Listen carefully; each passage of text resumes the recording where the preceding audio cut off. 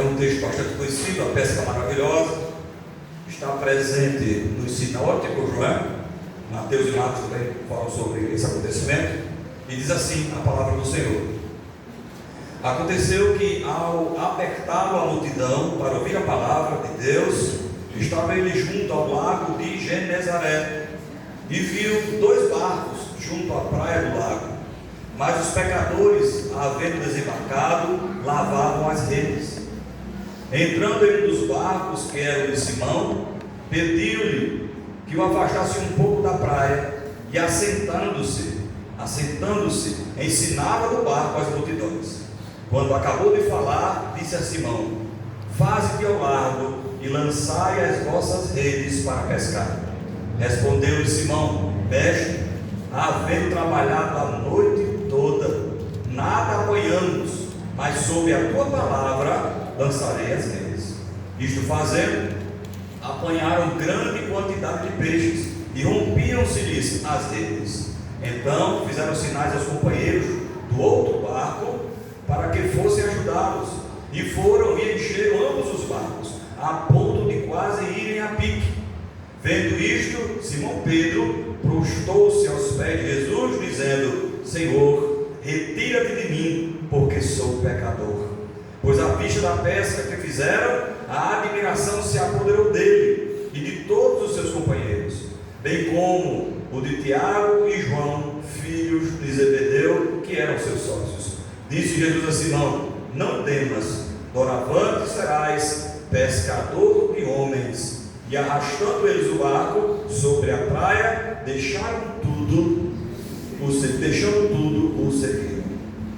Amém? Meus queridos irmãos, texto bastante conhecido, pesca maravilhosa, e eu queria meditar um pouco acerca desse texto, analisando versículo por versículo e nos alimentando dessa palavra que é rica, que é poderosa, para nos manter vivos e cheios de esperança no Senhor. Nós sabemos que Cristo não desperdiçava momentos para ensinar. Ele aproveitava a geografia, o relevo, as circunstâncias, e desde o momento que ele inicia o seu ministério nas bodas de Caná da Galileia, ele começa a ensinar com maestria, como mestre por excelência que era. Então, nesse momento, quando as multidões o apertavam, porque elas queriam ouvir a palavra de Deus, e eles nesse momento estavam junto ao lago de Genezaré, ou Tiberíades, ou Quinerete, ou Mar da Galileia, é tudo a mesma coisa, são os nomes para o mesmo local.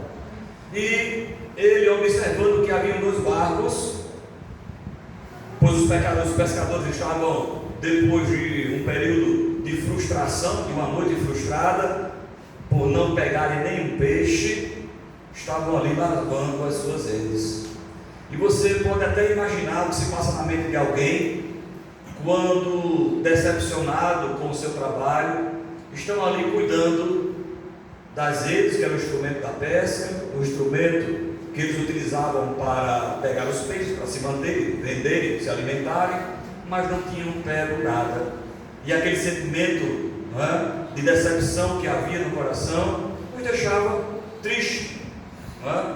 E nós aprendemos com esses acontecimentos que nós não devemos nos deixar bater pelas circunstâncias, porque a qualquer momento Deus pode usar esse momento triste e transformá-lo num momento alegre, e transformar em um momento que frutifique, em um momento que traga honra e glórias ao seu santo nome.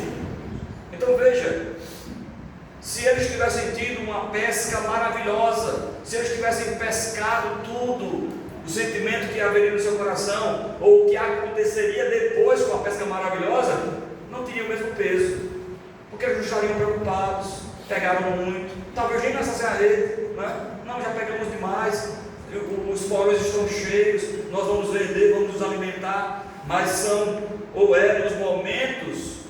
nos momentos de escassez que Deus se utiliza para se aproximar de nós e fazer os seus prodígios, os seus milagres, e mostrar para nós que Ele é Deus, que sustenta, Deus que provê, Deus que alimenta. Nos momentos em que nós pensamos estarem perdidos, Deus chega com a sua providência, com a sua fartura e nos alimenta, não somente de alimento físico, mas do alimento espiritual, que nos enche de alegria, que transborda o nosso coração de prazer. Então nós servimos ao Deus que não nos desampara nos momentos de tristeza, nos momentos de escassez. É quando as coisas estão se acabando ou acabaram-se, que Deus chega. E quanto maior a dificuldade, quanto maior o problema, maior é a glória que nós damos ao seu nome, porque Ele chega e traz tudo à normalidade para a glória do seu nome.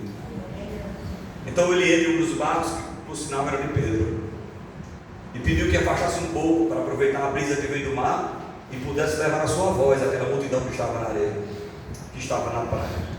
E ele começa a ensinar as multidões. E você já imaginou ter Cristo por mestre, ter Cristo por professor? Quanta atenção hoje nós não daríamos se estivéssemos lá na posição que aquela multidão estava, que aquelas pessoas estavam? Quanta atenção nós não daríamos? Estaríamos ávidos em ouvir o que Cristo tem para nos dizer. Mas sabe uma coisa, e que alegra o nosso coração? É que nós temos a mesma oportunidade hoje. Cristo se afastou do barco e Ele está agora, através de mim, que mencionam a sua palavra, ensinando as multidões. Há quem diga que deseja, ouvir Deus falar de maneira audível, e nós podemos ouvir a sua voz quando lemos a Bíblia em voz alta. É Deus falando conosco. Então, nesse momento, guardadas as devidas proporções, Cristo nos ensina no barquinho e nós na praia, ouvindo a sua mensagem. Então isso é prazeroso, isso nos enche de alegria em saber que até os dias de hoje Deus continua ensinando o seu povo. Deus continua sendo mestre, Cristo continua sendo o verdadeiro mestre, mestre dos mestres por excelência. E Ele ensinava as multidões. E quando acabou de falar, quando acabou de ensinar, quando acabou de doutrinar, de falar das coisas do reino, de falar sobre o que é amar, certamente o amor faz parte de todos os ensinamentos de Cristo, Ele dá uma instrução a Pedro. Veja que a tristeza daqueles homens que estavam lavando as redes não passou desapercebido de Cristo. Ele guardou, Ele ensina, Ele semeia o Evangelho no coração daquelas pessoas, e agora Ele olha para aqueles homens tristes, que estavam tristes, e dá a instrução: faze-te ao largo e lançai as vossas redes para pescar.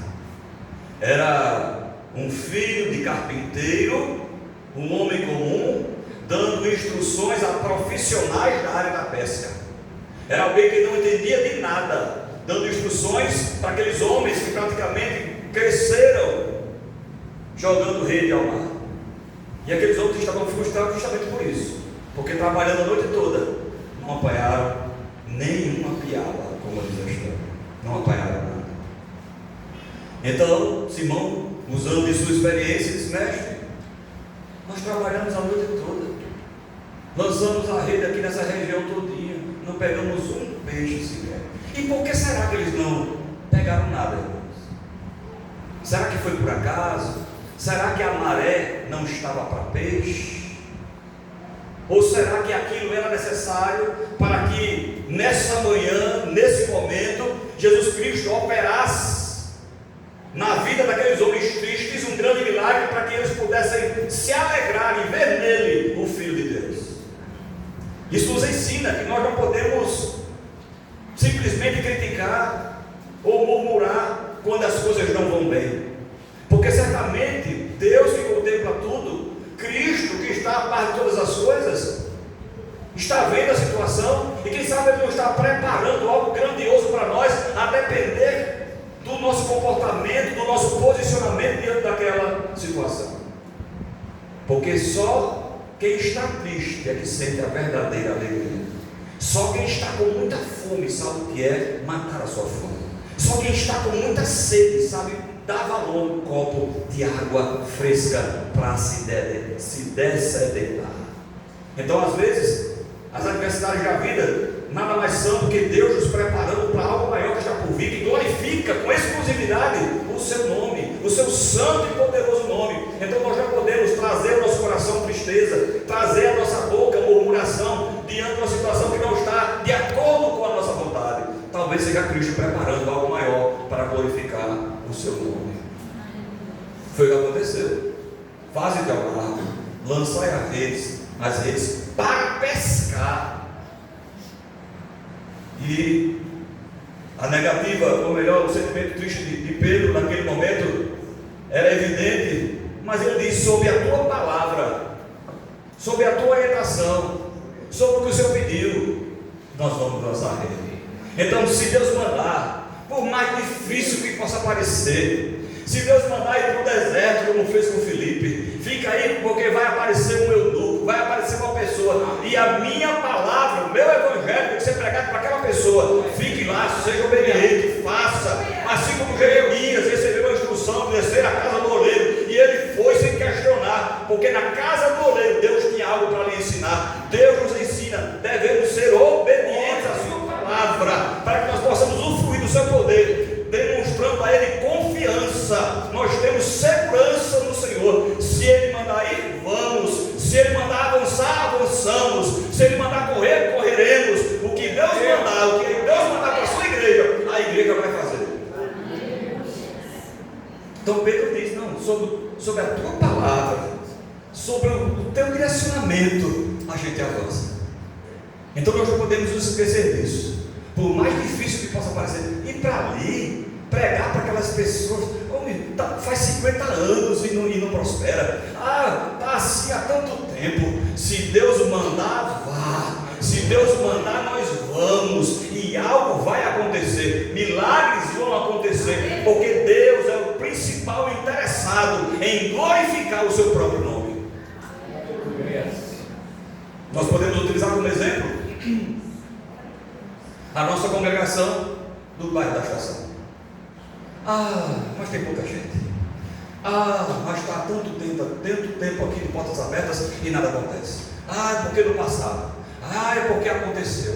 É porque foi assim. O passado ficou para trás. Águas que passaram não voltam mais. Quem vive de passado é museu. Nós vamos agir no presente. E se Deus mandar avançar, nós vamos marchar naquele terreno, naquele lugar, e vamos jogar a semente do Evangelho. E certamente essa semente vai cair em terreno fértil, e o nome do Senhor vai ser glorificado. Não é para nossa honra, não é para nossa glória, é para a vontade dele.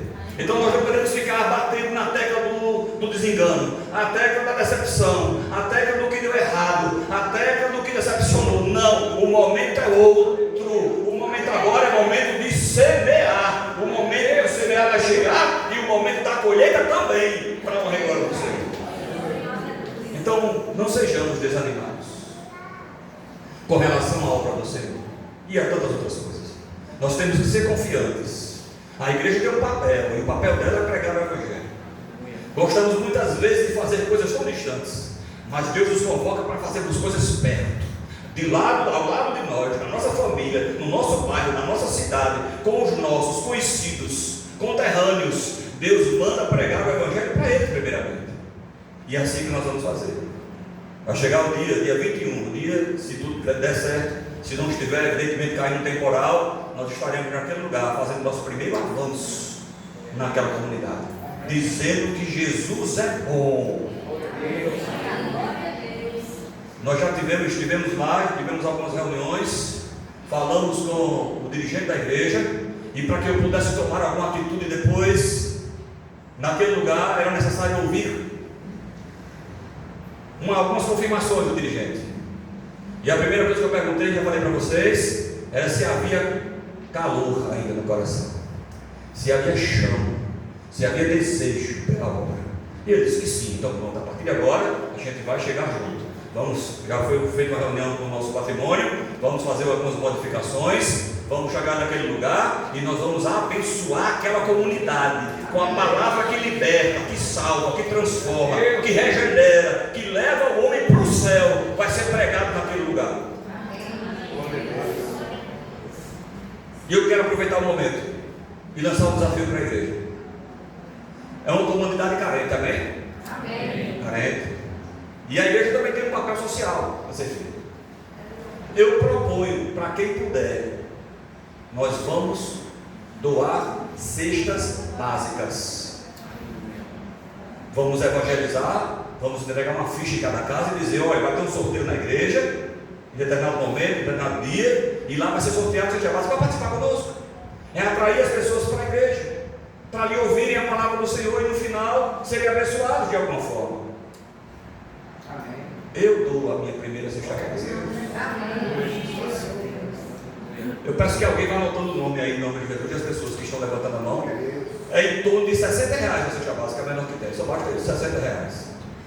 E nós vamos juntar essas cestas básicas, a maior quantidade que nós pudermos, porque queremos abençoar a maior quantidade de vidas possível, e levar para aquele lugar. Por que não? R$60 não deu lanche. Eu que o diga, na minha casa são 5 pessoas, para lanchar é muito mais do que R$60. Então levante a sua mão e eu quero saber quantas pessoas podem doar uma cesta básica. Pastor, procure antes só ali, ó. Pronto, baixa a mão para fazer surpresa para o Senhor. Procure nosso irmão Anderson. Anota o meu nome, Pastor Santo, uma cesta. Não, ele vai procurar, o meu para começar, né? E nome, Margal também está na lista, em nome de Jesus. Irmão, calma, não terminar, vocês vão atrás dele. Então vamos promover esta pesca maravilhosa naquele lugar. Vamos lançar as redes que estão sendo lavadas, porque não pegamos peixe até então.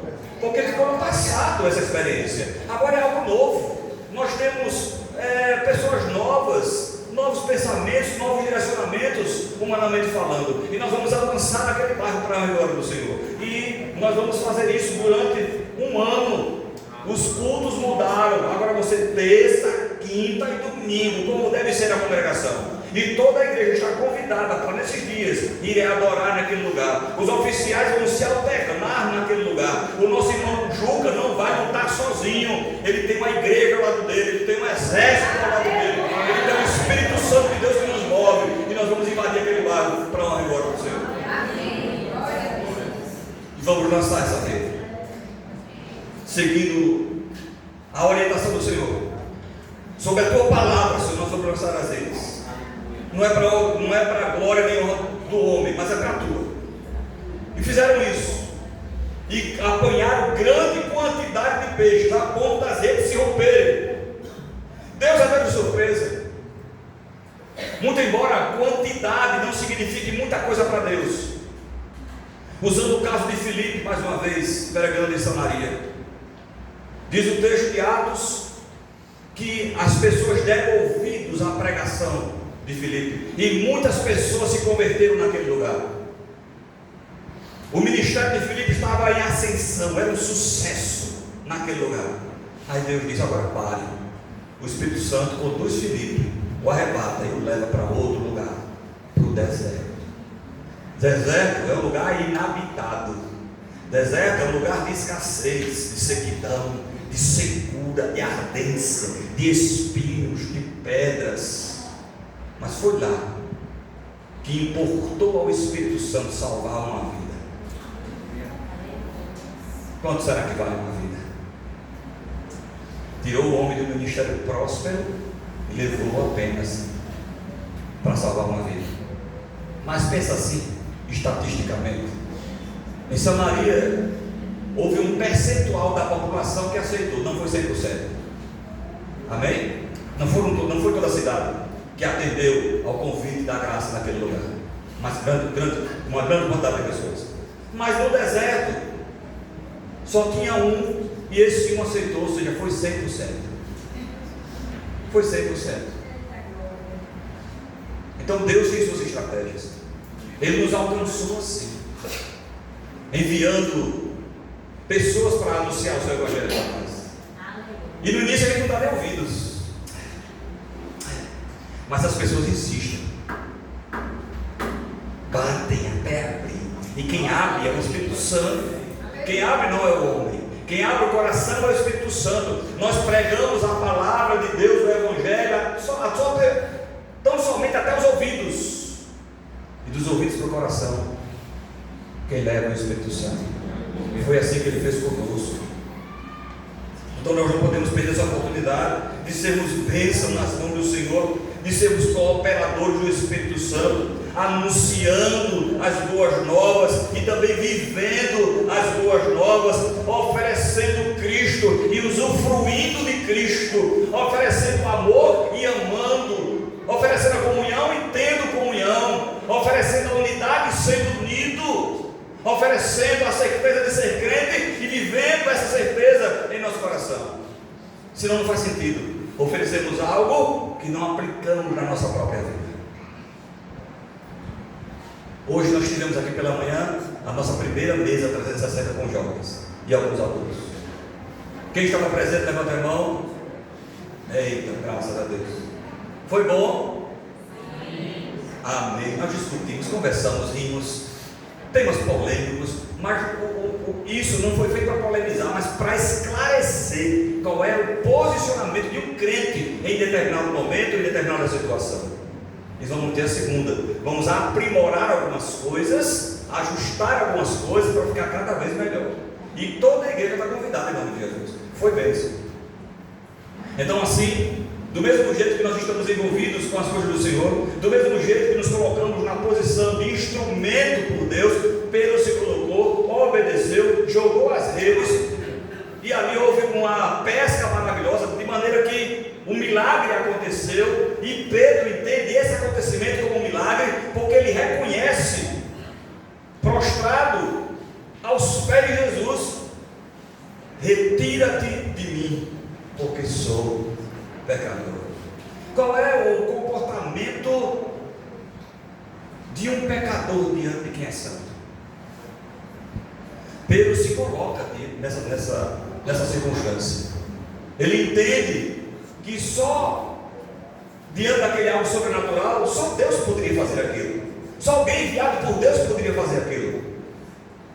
E ele reconhece imediatamente a sua condição de pecador, a sua condição de falta de enquadramento naquilo que Deus espera dele. Certamente vieram muitas coisas à sua mente, coisas que ele fazia e ele mesmo sabia que era errado, porque ele se considera um pecador e reconhece a santidade de Cristo. É essa a nossa correta percepção. Quanto mais entendemos e chegamos perto de Jesus e compreendemos quem Ele é, mais reconhecemos a nossa natureza humana e queremos que ela mude, e nos esforçamos para que ela mude. Fazemos também a nossa parte, que é se esforçar, compreender, usar a racionalidade. Se eu estou diante de uma circunstância que pode agredir a santidade de Deus, eu faço se eu quiser, na grande maioria das vezes, ou não. Às vezes pecamos de maneira consciente. Está lá, se você avançar, você erra, aí você avança. Muito embora, se quem avançou for realmente nascido de novo, crente, o arrependimento está logo adiante dele. Ele não vai sentir prazer em errar, ele não vai sentir prazer em pecar, muito pelo contrário, ele vai sentir tristeza, agonia, angústia, solidão, porque o Deus se afastou dele, porque nossas iniquidades, nossas transgressões fazem separação entre nós e Deus. Então Pedro reconhece a sua real situação, se ajoelha diante do Senhor, se prostra diante de Jesus: retira-te de mim, porque sou pecador. Talvez essa verdade que Pedro reconhece seja a mesma verdade que existia no coração de Davi, que quando reconhecendo o seu erro, imediatamente arrependia-se de maneira sincera, de maneira que Deus se agradasse daquela verdade.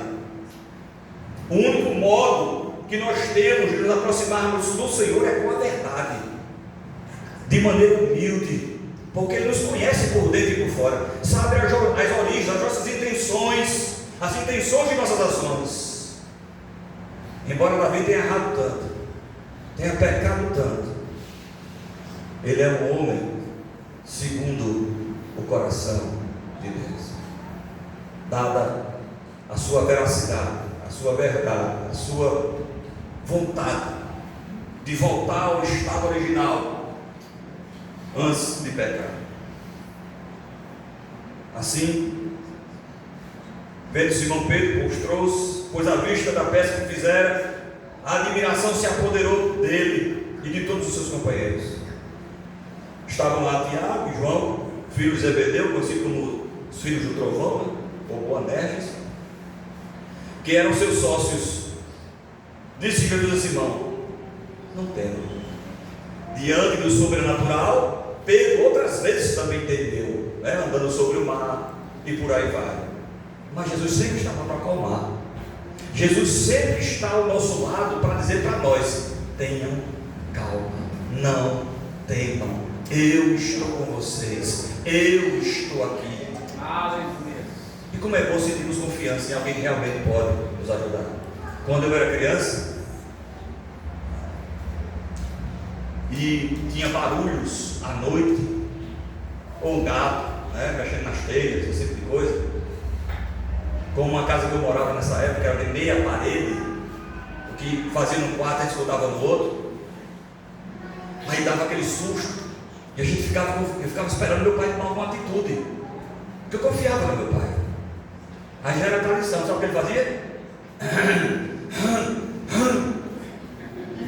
Para fazer barulho, fazia um pigarro. Aí eu digo: papai está vendo, papai está ouvindo.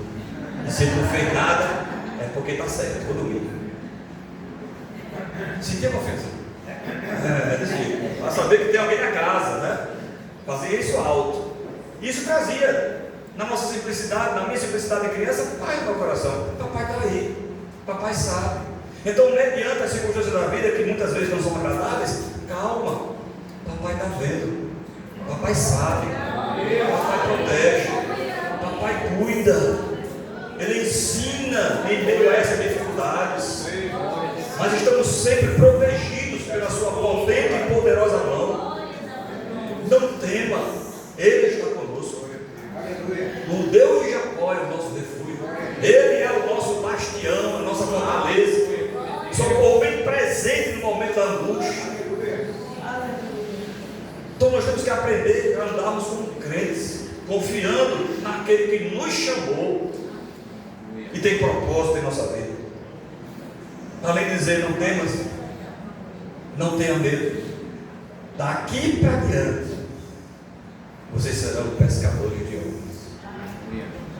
Que mudança radical na vida daqueles pescadores. Jesus usa a analogia da pesca para aqueles que eram pescadores. É por isso que o peixe é um dos símbolos do cristianismo, além do círculo e da cruz. Símbolos do cristianismo. Os primeiros apóstolos, pescadores, agora não vão mais priorizar a sua profissão, vão priorizar o reino. Prioridades. Quais têm sido as nossas prioridades? Nós não podemos abandonar as coisas que nos envolvem ainda, que nos vinculam ainda com esse mundo, porque precisamos trabalhar, precisamos nos relacionar, mas o que nós temos que fazer é priorizar os céus, priorizar a obra de Deus, porque Ele nos chamou para isso. E se assim agirmos, nós vamos experimentar coisas excelentes da parte de Deus.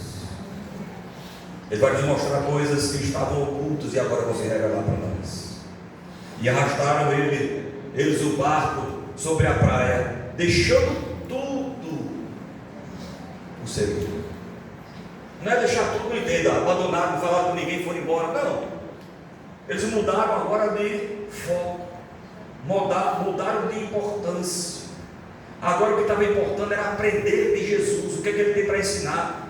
Porque os milagres também foram necessários para trazer essa convicção de mudança, convencendo a racionalidade através do sobrenatural, que Cristo era Deus, Filho de Deus, embora se conhecesse seus pais, a sua família, irmãos e irmãs, mas Ele era Deus na nasceu de uma virgem, conforme foi predito pelo profeta Isaías. E agora ele modifica o mundo com a sua mensagem de amor, de verdade, de sinceridade, de humildade. Se assim nós procedermos como ele nos ensinou, nós nos encontraremos com ele no final do caminho, no final da jornada, estaremos com o Senhor. Somos pescadores de homens agora. E ele nos deu uma rede para lançar, que é o Evangelho. E agora precisamos nos esforçar nesse novo trabalho que ele nos deu, nessa nova tarefa, nessa nova profissão que ele nos deu. Eu quero que as pessoas olhem para nós, eu quero que as pessoas olhem para mim e se sintam atraídas por Deus. Pensa assim também, que as pessoas olhem para você e sintam-se atraídas por Cristo. Então começa colocando um sorriso no rosto, começa mudando o teu jeito de falar, começa moldando a tua personalidade de acordo com a personalidade de Cristo. Faça com que as pessoas se aproximem de você de maneira natural. Faça com que as pessoas gostem de você.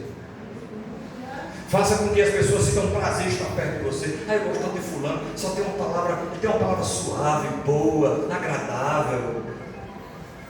Não fica falando de ninguém. E se ele falar de alguém, é em amor. Porque o que está na boca dele é Cristo, é o Evangelho. Então, se você é pescador de homens, atraia os homens para você poder pescar com o Evangelho. Faz sentido isso? Como é que eu vou fazer com que as pessoas sejam atraídas por mim? Como é que eu vou pegar o Evangelho se eu sou carrancudo, violento, truculento, ogro? As pessoas vão fugir de nós, vão se afastar de nós, não vão querer ouvir a nossa voz, não vão querer saber de Jesus, porque traça por não nos conhecerem perfeitamente, traçam logo um preconceito a nosso respeito e nos isolam. Então sim, eu tenho que sorrir, eu tenho que atrair. O sorriso aproxima as pessoas, e isso é maravilhoso. Então que nessa noite, finalizando, que nós sejamos pescadores de homens, e que o Senhor nos transforme, e nos capacite, e nos profissionalize nessa nova profissão de pescar homens, nos envolvendo cada vez mais com a sua doce e poderosa palavra. Que Deus nos abençoe. Amém. Deixa eu dizer uma novidade para vocês, boa.